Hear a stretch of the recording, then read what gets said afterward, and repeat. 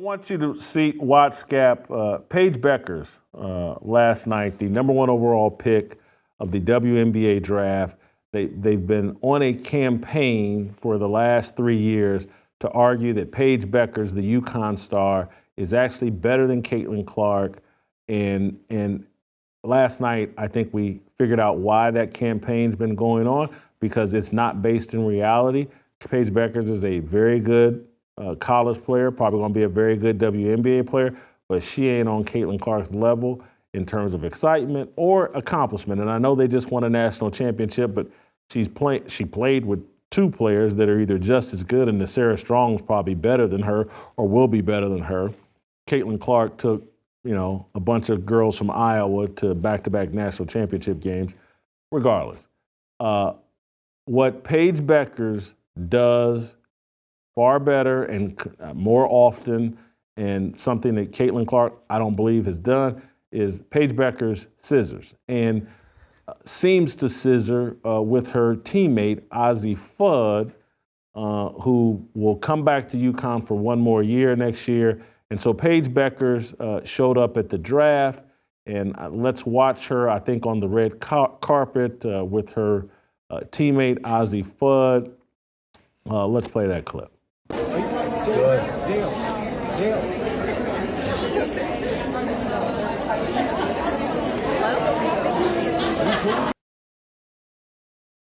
I take it based on, do we have the picture where you can see Paige Bueckers caressing the buttocks of Azzi Fudd on the red carpet? Let's put, there we go.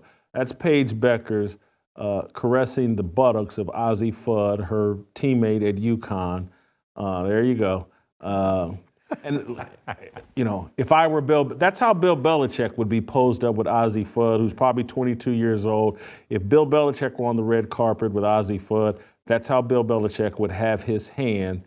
And when I looked on the internet, there's been rumors about this relationship for a long time. Allegedly, a lot of conversation about this relationship. It's clear to see who the alpha is, or the I don't know I wouldn't say the man or the she. Well, I don't know. Maybe because I want to play this other video. Here's Paige Bueckers behind the scenes at the draft, walking to the table where she goes to sit down next to Azzi Fudd, and quickly tells Azzi that, hey, I'm mic'd up. Be careful what you say. Let's play that clip. Thank you so much. All right, we take a look here at the draft stage, and we are all lined up. Some of the invited draftees to be joined by Haley Vanderlip and Georgia April, as a very special guest, Russell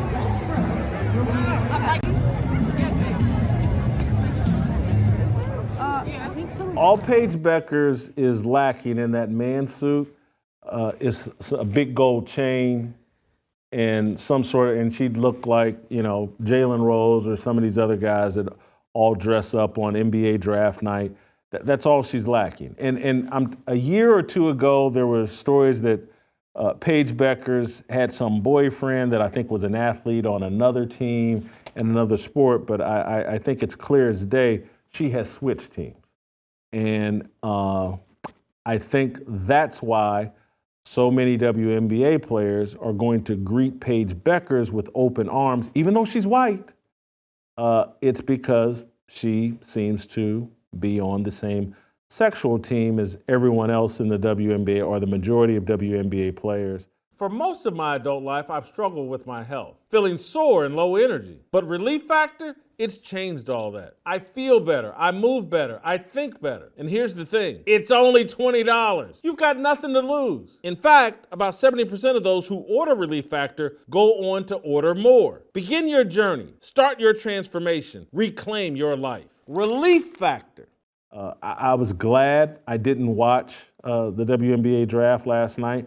And I think as all the progress that they made last year, I don't know if you remember how feminine the WNBA draft was. Ladies all dressed up nice and feminine. Clearly, with Paige Bueckers at the top of the draft, they went a different route. She dressed as a little man. Good luck to her. and all that. But Scap, this is what turns me off about the WNBA. It's someone put it in my tweet, mentions that, hey, look, the WNBA is a lesbian psyop, Jason. And are you going to participate in the lesbian psyop by continuing to promote this brand and this league? And I have real questions about whether I can do it. And I like Caitlin Clark, but I'm not super confident that Caitlin Clark is going to survive the culture in the WNBA. Most of the time, that culture, the culture you exist in, eventually wins out. Yeah, I mean, Jason, you've referenced a couple times my age in relation to you being a little bit younger, but still, I'm at a certain age where it used to be more of a don't ask, don't tell kind of thing, not just in sports, but in society as well. Now it's worn on your sleeve, like it has to be some kind of a patch that you carry along. And quite frankly, that is off-putting to the vast majority of fans. Again, working this conversation back to the fan standpoint, like you don't want to hear or see these kinds of things, regardless of what you think about it. Just leave it to yourself. Like keep it, some semblance of privacy, Jason. And as it relates to Paige here, look, far be it from me to impugn her if she wants to become an all-scissors American first team member here. But someone on your own team? That's my major takeaway. What are the implications here, from a team standpoint, inter-locker room kind of relations during the games? Obviously, they won the championship, so it didn't stop them from doing that. But isn't there some level of decorum, of professionality that we can at least put forth here and not be banging teammates? Is that what direction we're heading to, Jason? It's never talked about. Never talked about. But that's one of the biggest issues in women's college basketball, women's softball. It's the sexual complications of these teams and the malfeasance. And people are going to get upset when I say this, but I've been around it long enough, talked to people involved in the game. The stuff that goes on between assistant coaches and players, and occasionally between head coaches and players. And, one of the most celebrated coaches in all of women's college basketball, there are stories, conversations about her and former players. It's rampant in these sports, and it's never covered. And I'm not defending any of the things that are covered. I'm not defending them, but it's like people will talk about, I think it's Dr. Larry Nassar maybe at Michigan State, and how he sexually abused gymnasts and other athletes at Michigan State, and love that stuff gets exposed. When have we ever heard a story about a coach who, young athletes coming to that campus, and they're female Bill Belichick's that want a taste of some pretty young thing? It's rampant in these sports. It's never discussed because you can say nothing that makes the alphabet mafia uncomfortable. They don't have to address their issues and problems. Again, they got a special status.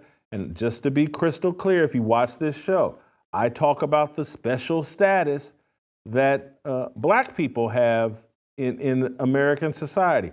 And we get away without ever talking about our issues, the destruction of family, and all the complications that come along with that.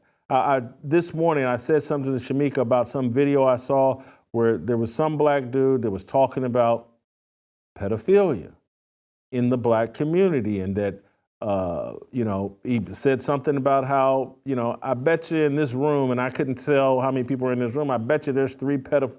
This stuff is never talked about. When you remove the nuclear family, the supervision of mom and dad watching over the kids that they produce, 2 parents supervising their kids tamps down the chances of sexual malfeasance, molestation, and abuse.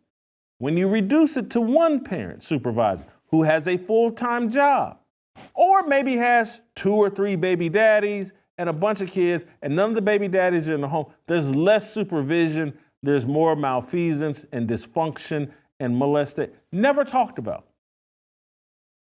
And this is why, didn't I already reference the SNL skit on the SNL skit where it's like, well, damn, Saturday Night Live has legalized discussing like 2 men getting married or pretending to be married and buying a kid or adopting a kid. Who thinks this is a good idea? Who? You know how little sexual discipline men have? The only sexual discipline we really have is 1, submitting to God, and 2, answering to a girlfriend or wife. That's it. You remove God and you remove a wife, men have no sexual discipline. But let's let them adopt children. Let's let them bring children into their home. This is insanity. Help us grow the Fearless Army. Pound that like button, subscribe to the channel, and share this video with all your fearless friends.